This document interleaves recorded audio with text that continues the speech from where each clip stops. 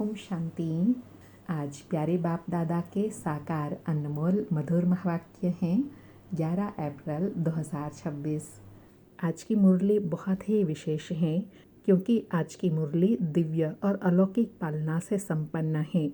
जो हमारे यज्ञ के आदि रत्न दादियों ने परमात्मा महावाक्यों को अपने दिव्य बुद्धि अनुसार समझा, धारण किया और फिर उन्होंने अपनी डायरियों में नोट किया, तो आज उन महावाक्यों को हमारे साथ साझा किया है।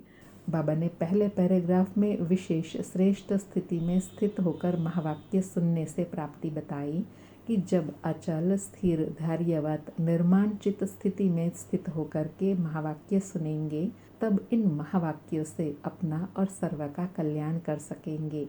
अगर यह श्रेष्ठ स्थिति नहीं है, पहले पैराग्राफ में विशेष अंतर्मुखी बनने के लिए कहा और फिर अंतर्मुखी बनने के लिए बहुत सुंदर बाबा ने विधि बताई कि आपका मन एक मंदिर के सदृश है, वहाँ सदैव खुशबू आती रहे और वो खुशबू आएंगी श्रेष्ठ संकल्प से, पवित्रता की धारणा से। और पवित्रता की धारणा होंगी निर्मोही, निर्लोभी, निर्भय, धैर्यवत, निरअहंकारी बनने से। और फिर इन दिव्य गुणों की धारणा से सर्विस करनी है।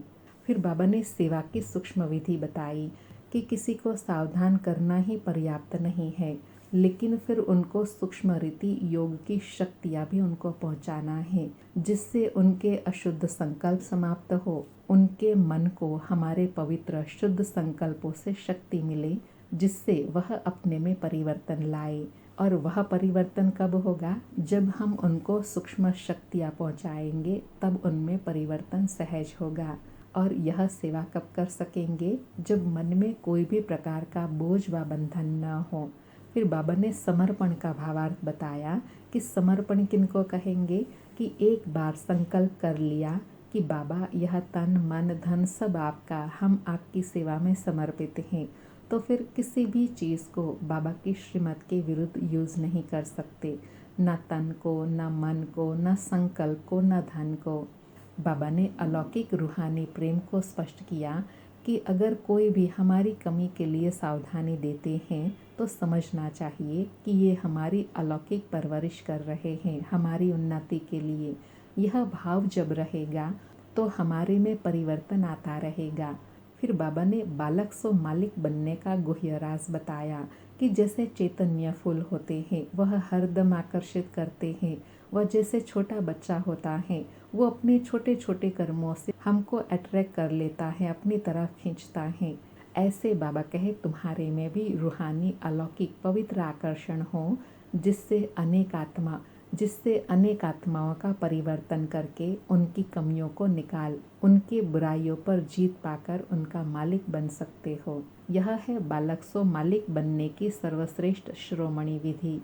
बाबा कितनी सूक्ष्म सूक्ष्म बातों पर अटेंशन दिला रहे हैं कि ज्ञान स्वरूप मेन नींव है। उस नींव के बाद फिर दूसरे गुण धारण करेंगे तो ईश्वरीय मार्ग में कोई विघ्न नहीं आएगा।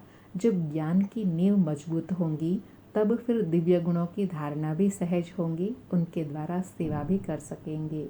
फिर बाबा ने और साक्षीपन की स्थिति का वर्णन किया कि कई बार कई प्रकार के कर्म भोग होते हैं, चाहे शरीर के चाहे संबंधों के। उसमें कर्म भोग की भोग ना भोग रहे हैं, यह भाव न होकर के साक्षी दृष्टा का भाव रहे, तो उससे पुराने विकर्मों को भी भस्म करेंगे और भविष्य के लिए श्रेष्ठ कर्म भी कर सकेंगे, जिससे फिर सुखमय अवस्था का अनुभव होगा। जिसको बाबा कहते हैं ना कि अपना हीरो हीरोइन पार्ट बजाने के लिए क्या स्मृति रहे कि हर एक आत्मा अपना अपना पार्ट बजा रही है।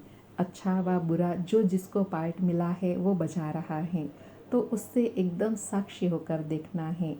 और कौन सी स्थिति में देखना है? शांत चित्त, निर्माण चित्त, धैर्यवत, मिठास, शीतलता आदि दिव्य गुणों को इमर्ज करके ड्रामा को साक्षी होकर देखना है। साथ में बाबा कहे ड्रामा को साक्षी होकर देखना है, दिव्य गुणों की धारणा के साथ साथ अपनी अचल अडोल धैर्यवत स्थिति हो, फिर अपना पुरुषार्थ करते रहना है। और लास्ट में बाबा ने योग करने की विधि बताई कि याद की अवस्था भी किसके आधार से बनेंगी? ज्ञान स्वरूप अवस्था के आधार से। जितना ज्ञान स्वरूप अवस्था में रहकर ज्ञान सुनेंगे, तो ऑटोमेटिकली वातावरण में भी वो परिवर्तन आता जाएगा। फिर याद में बैठना भी सहज हो जाएगा, क्योंकि हमारे संकल्प ही सहज वातावरण को बनाते जाते हैं। तो आज की मुरली में बाबा कहे, अंतर्मुखी बच्चे ज्ञान सूर्य अवस्था में रहकर इन महावाक्यों को धारण करो, तब अपना व अन्य आत्माओं का कल्याण कर सकेंगे। सारी मुरली से धारणा के लिए सार है, अपने लक्ष्य स्वरूप की स्मृति में शांत चित्त, निर्माण चित्त, धैर्यवत, मिठास, शीतलता आदि सर्व देवी गुण धारण करने हैं। दूसरा पॉइंट, निश्चय बुद्धि साक्षी दृष्टा हो, इस खेल को हर्षित चेहरे से देखते आंतरिक धैर्यवत और अडोल चित्त रहना है। बहुत समय से लेकर इस साक्षीपन की अवस्था में स्थित रहने का पुरुषार्थ करना है। आज का वरदान है, एक ही रास्ता और एक ही रिश्ता रखने वाले संपूर्ण फरिश्ता भव। एक ही रास्ता और एक ही रिश्ता रखने वाले संपूर्ण फरिश्ता भव। स्पष्टीकरण है, निराकार व साकार रूप से बुद्धि का संग व रिश्ता एक बाप से पक्का हो तो फरिश्ता बन जाएंगे। जिनके सर्व संबंध व सर्व रिश्ते एक के साथ हैं, वही सदा फरिश्ते हैं। जैसे गवर्नमेंट रास्ते में बोर्ड लगा देती है कि यह रास्ता ब्लॉक है, ऐसे सब रास्ते ब्लॉक अर्थात बंद कर दो तो बुद्धि का भटकना बंद हो जाएगा। बाप दादा का यही फरमान है कि पहले सब रास्ते बंद करो, इससे सहज फरिश्ता बन जाएंगे। आज बाबा ने फरिश्ता बनने की बहुत निराली विधि बताई कि एक ही रास्ता हो और एक से ही रिश्ता हो, तो बाकी सब रास्ते ऑटोमेटिकली बंद हो जाएंगे और फरिश्ता सहज बन जाएंगे। आज का स्लोगन है, सदा सेवा के उमंग उत्साह में रहना, यही माया से सेफ्टी का साधन है। आज के अव्यक्त इशारे हैं, महान बनने के लिए मधुरता और नम्रता का गुण धारण करो। आज की धारणा बताई कि आपका बोल और स्वरूप दोनों साथ साथ हो। बोल स्पष्ट भी हो, उसमें स्नेह भी हो, नम्रता और मधुरता भी हो, सत्यता भी हो, लेकिन स्वरूप की नम्रता भी हो।